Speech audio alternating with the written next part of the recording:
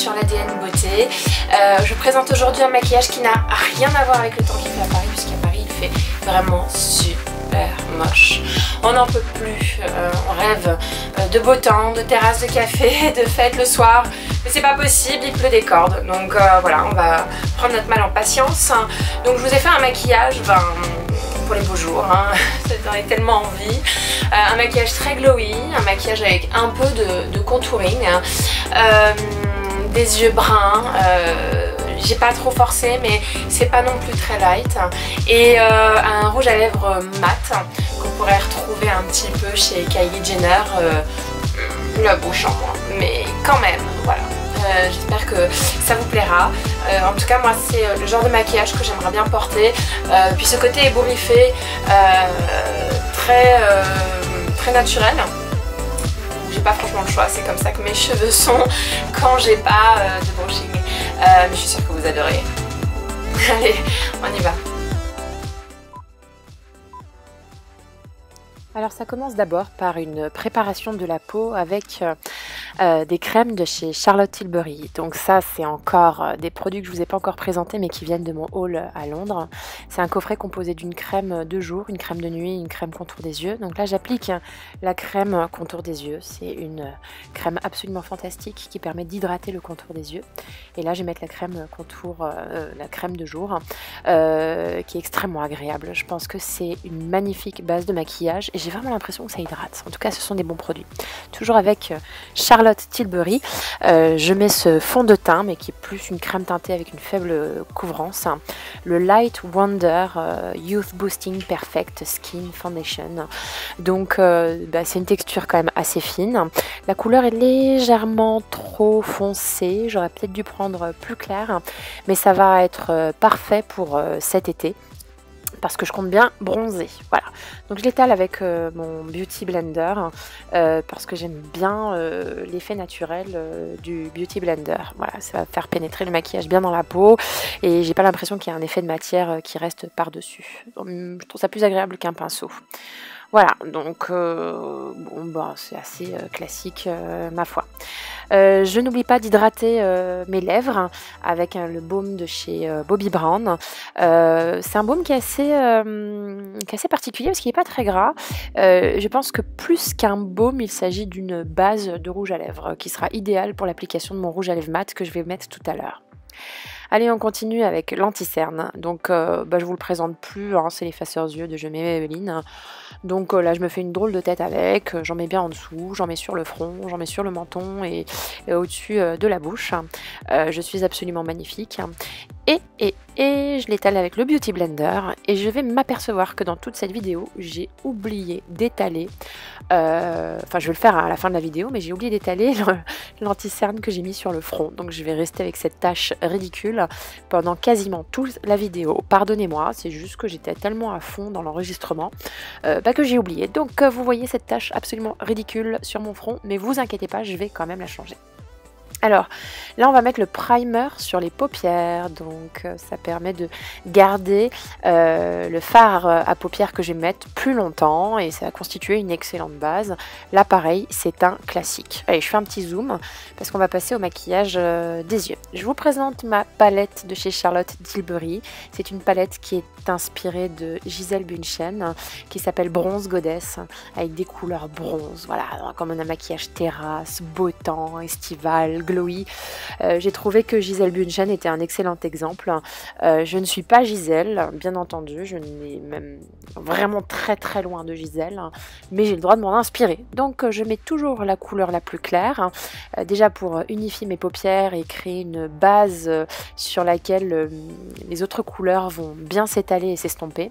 Et je vais ensuite utiliser cette couleur légèrement grisée sur la banane pour travailler un petit peu ce creux. Donc ça c'est un classique de mon maquillage. Je prends toujours une espèce de couleur pour creuser la banane. Je pourrais très bien rester là, mais je vais continuer parce que l'objectif de cette vidéo c'est d'être un peu plus maquillée et de vous montrer ce qu'on sait faire aujourd'hui avec des très belles couleurs. Et je vais utiliser cette couleur un peu plus chaude que je vais étaler sur l'ensemble de ma paupière. Voilà, donc il va y avoir un dégradé entre cette première couleur que j'ai mis sur la banane qui est très grisée et cette couleur très chaude que je vais mettre vraiment en aplat avec un pinceau plat de chez MAC. Voilà, que je vais tapoter de cette façon-là pour être sûre de couvrir toute ma paupière. Ce qui est parfois difficile, c'est qu'il ne faut pas oublier d'en mettre au ras des cils, sinon ça fait une espèce de trait blanc, c'est pas très joli. Et puis ensuite, je prends ce pinceau-là pour bien étaler, estomper et mélanger cette nouvelle couleur chaude marron avec la couleur grise que j'ai mis juste avant sur la banane. Voilà. En fait, en maquillage, tout est une question de superposition de couleurs et c'est assez subtil. On a l'impression que les maquillages naturels demandent très peu de produits, mais en fait, vous pouvez mettre vraiment plein de couleurs par-dessus, les unes par-dessus les autres. Là, c'est toujours un moment pour moi difficile, c'est de mettre du crayon au-dessus des cils. Je sais pas, je galère tout le temps, c'est pénible. Mais bon, practice makes perfect, comme elles disent. C'est en pratiquant que je vais y arriver. Voilà, donc j'en mets au ras des cils et ensuite je l'étale pour un effet un peu fumé, smoky au ras des cils. Ça va donner aussi l'impression que j'ai plus de cils. Voilà, c'est plutôt pas mal. Voilà, ça donne ça. L'avantage des crayons de chez Charlotte Tilbury, parce que je voulais aussi vous présenter ce produit-là, c'est qu'ils sont tellement gras que j'avoue que c'est un rêve, quoi. Moi, il y a des crayons, je suis obligée de repasser 56 fois avant d'avoir un début de couleur. Voilà. Je trouve que les crayons MAC sont pas si pigmentés que ça. En tout cas, les crayons de chez Charlotte Tilbury sont gras. Ensuite, je prends un fard un peu foncé et je le mets par-dessus pour créer pareil un effet un peu plus fumé. Donc c'est la fard de ma palette, c'est un fard de ma palette. Donc il n'y a pas de, j'ai pas changé de palette entre temps. Voilà. Je vais reprendre mon crayon, qui est un crayon marron, hein, j'ai oublié de dire la couleur. Et je me suis occupée tout à l'heure du ras de cils. Là, je vais un peu colorer ma waterline, comme elles disent les américaines. En tout cas, l'intérieur de l'œil, pour un effet cool et un peu plus marqué. Voilà, ça donne un regard beaucoup plus profond et ça donne un côté un peu exotique. J'ai oublié... voilà, je prends cette dernière couleur qui a un peu un effet pailleté, je le prends au doigt et je le tapote sur ma paupière. Ça va donner un peu plus de paillettes à mon look et même plus que des paillettes, ça va donner un effet glossy à mes paupières. Voilà, ça va leur donner une autre dimension. J'adore cette palette, c'est un surkiff cette palette. Je vais prendre ensuite mon correcteur Tinted Eye Brightener de chez Bobbi Brown. Je sais que j'ai appliqué un anti-cerne tout à l'heure. L'objectif de ce correcteur, c'est d'apporter de la lumière sur mon œil parce qu'encore une fois, je suis très cernée. C'est le gros défaut de mon visage. J'ai toujours l'air fatiguée et en mettant un produit comme ça, ça va mettre de la lumière et ça va donner l'impression que j'ai moins de cernes. Voilà. Comme je vous l'expliquais la dernière fois, mon principal problème c'est que je me creuse énormément et j'ai une espèce de veine qui passe vraiment à l'endroit de la cerne et qui donne l'impression que je suis encore plus cernée que je suis vraiment dans la vraie vie. On fait avec, il n'y a pas mort d'homme et en plus il y a le maquillage pour m'aider donc je ne vais pas me plaindre. Ensuite, je vais prendre mon instrument de torture pour les sourcils. J'adore ce produit. C'est un produit de chez Charlotte Tilbury. Je vous l'ai présenté la dernière fois. Je crois que c'est le seul super instrument. Je viens de prendre conscience que j'avais oublié d'étaler le truc sur mon front. Donc là, je le fais enfin. Avec mon crayon à sourcils, je vais brosser mes sourcils vers le bas et ensuite, je vais remplir les vides. Voilà, comme je fais là maintenant. Et en remplissant le vide, je vais donner plus d'intensité à mon regard. Je vais pas trop le structurer, c'est pas mon truc. Je brosse vers le haut pour étaler la matière et pour voir le rendu final. Même chose de l'autre côté, je brosse vers le bas. Ensuite, je remplis les gaps, les trous de mon sourcil avec le crayon qui est biseauté. C'est pas vraiment un crayon, c'est une mine biseautée et ensuite je rebrosse vers le haut pour redonner la forme définitive à mes sourcils.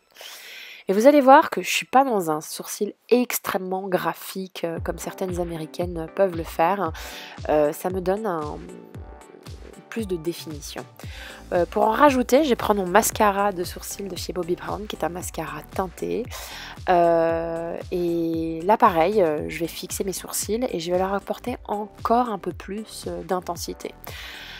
Allez, on passe au mascara. C'est un mascara de chez Lancôme.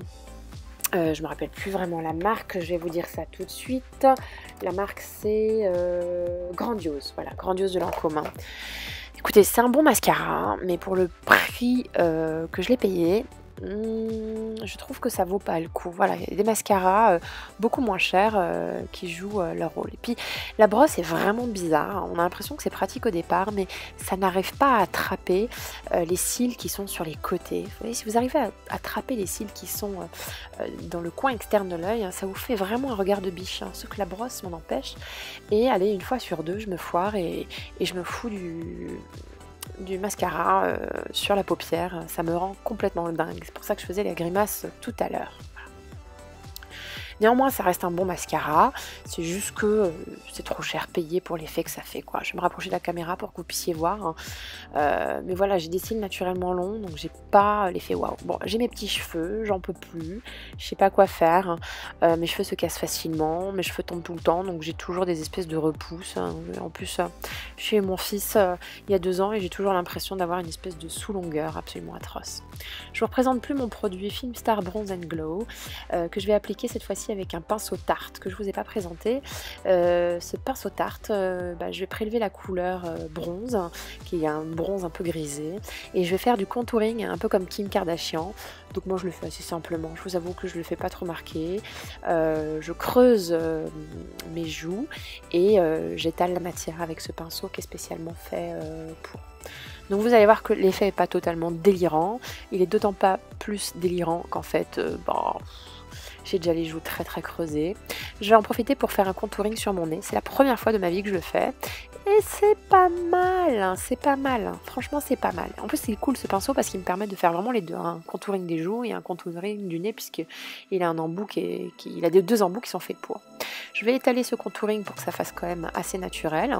Et puis je vais aussi faire un petit bout de contouring sous la bouche pour donner l'impression d'avoir une bouche plus pulpeuse. Moi j'ai une petite bouche, voilà, une petite bouche, grosse cerne, super. Allez, je prends mon chouchou, c'est mon highlighter de chez Becca. Encore une fois, c'est un produit que j'ai acheté via un site internet mais aux États-Unis et c'est un enluminateur incroyable. Alors ça c'est vraiment un produit absolument génial, quel que soit son prix. Regardez-moi ça, regarde. Je vais vous faire un swatch. Voilà, c'est ça, le highlighter de chez Becca. Je dis pas qu'il faut que vous ayez ça sur la figure, hein, parce que vous allez ressembler à une ampoule ou une guirlande de Noël. Je dis simplement que cette pigmentation, elle est assez crémeuse, donc ce qui fait qu'elle s'étale super bien et elle se fond dans la peau. Je prends ce pinceau, c'est pas le bon pinceau, mais je l'ai oublié, je sais pas où est-ce qu'il est l'autre. Mais voilà, je vais l'appliquer sur le haut, sur l'arcade des joues. Sur les pommettes, voilà, c'était le mot que je cherchais. Vous voyez l'effet de lumière, il est quand même assez dingue. Voilà. Et puis j'estompe toujours avec un Beauty Blender pour être sûr de pas trop en faire. J'en mets sur l'arête du nez, j'en mets également sur l'arc de Cupidon, sur le front. J'en mets là où la lumière se poserait naturellement. Voilà, et j'estompe toujours. J'en mets aussi sur l'arcade sourcilière, ça donne un effet doré au maquillage que j'ai fait tout à l'heure. Voilà. Je danse, je sais pas pourquoi, il n'y a même pas de musique, hein. Je suis sentie obligée de le faire. Allez, on va passer à un autre chouchou qui est mon bronzer de chez Hourglass. Encore une fois, désolée les filles, j'utilise des produits que j'ai achetés à Londres, mais je suis là pour vous présenter des marques chouchou et je peux pas m'empêcher de vous présenter ce produit d'Hourglass qui est démentiel. Donc c'est un bronzer que j'étale avec un pinceau de chez Kiko. Et ce bronzer a la particularité de faire comme si en fait la couleur bronze venait de ma peau, de l'intérieur de ma peau. Bon, bref, c'est une merveille. Autre merveille, je ne maquille qu'avec des merveilles, hein, donc je suis en train de vous présenter que des produits que j'aime. C'est ce blush de chez Charlotte Tilbury, Cheek to Cheek, comme elle dirait. Et là, je vais en étaler. Il n'en suffit pas de beaucoup, hein. C'est tellement un truc pigmenté que vraiment il ne faut pas en appliquer beaucoup. Donc voilà, donc là j'en applique, vous voyez un peu le rose arriver aux joues, je fais pas partie de ces personnes qui rougissent, hein. Et puis toujours, encore une fois, je vais étaler tout ça avec un beauty blender ou avec un pinceau pour redonner un peu un naturel. Allez, on passe au rouge à lèvres, je vous présente ce rouge à lèvres de chez Je sais plus la marque, hein, bon, je retrouverai tout à l'heure. Si, un rouge à lèvres mat, un lipstick, Meet Matte Hughes de The Balm qu'on achète au Monoprix. Donc c'est un lipstick mat, hyper à la mode dans un ton rose boisé. Alors le packaging est absolument atroce parce que quand je l'ouvre, il y en a toujours plein partout et ça dégouline. Et puis j'aime pas trop l'odeur hein, parce que ça a une odeur de chocolat mentholé. Donc moi c'est pas mon trip ce type d'odeur là. En revanche, c'est un produit abordable qui coûte vraiment pas cher et que vous pouvez trouver dans des beauty monop ou dans les drugstores. Alors, j'applique toujours le pinceau après parce que j'attends de voir ce que donne la couleur avant de vouloir structurer la bouche. Je fais légèrement un overline, c'est-à-dire que je vais légèrement au-delà de la ligne naturelle de mes lèvres. Pardon, pas trop non plus, pour pas que ça fasse fake. Et puis on n'est pas dans un type de maquillage où ça va aussi loin que de restructurer le visage et les lèvres. Bon là je suis hors champ, je suis désolée, je maîtrise pas encore la caméra, mais j'attache beaucoup d'importance à bien faire le contouring parce que c'est ce qui va donner plus de régularité à la bouche. Donc voilà, là vous voyez un peu plus de plus près ce que ça peut donner. Autre truc, mon petit secret, quand vous mettez un rouge à lèvres comme ça, n'hésitez pas à appliquer un espèce de nude beaucoup plus clair. Alors ça, si je l'applique tout seul, j'ai l'air de quelqu'un qui va pas très bien. En revanche, si je l'applique par-dessus un rouge à lèvres et en plein milieu, ça donne une impression d'avoir des lèvres un peu plus pulpeuses. Et ça donne, encore une fois, j'utilise tout le temps ce terme-là, mais tout est question de dimension. La couleur uniforme, ça marche pas en maquillage. Ce qui marche, c'est quand on a l'impression d'avoir plusieurs couleurs en une pour donner de la dimension aux lèvres. Voilà, j'ai terminé mon maquillage, j'espère que ça vous plaît. Je vais m'occuper de mes cheveux qui sans brushing ne donnent absolument rien, je sais pas quoi faire. Donc on va dire que je vais mettre ce spray de chez Oribe qui va me faire des beach waves comme si je sortais de la plage. Et j'adore ce spray, il sent super bon et il n'est pas sec hein, parce que les beach waves sont généralement faits avec des sprays à l'eau de mer. Et voilà, ça donne ce maquillage. J'espère que ça vous a plu. N'hésitez pas à vous inscrire sur ma chaîne si vous souhaitez avoir d'autres vidéos. Vous avez mon compte Instagram et puis mettez un petit like si ça vous donne envie. Et n'hésitez pas à me mettre en commentaire vos idées. Voilà, et vous avez d'autres vidéos maquillage. À plus tard, bisous bisous.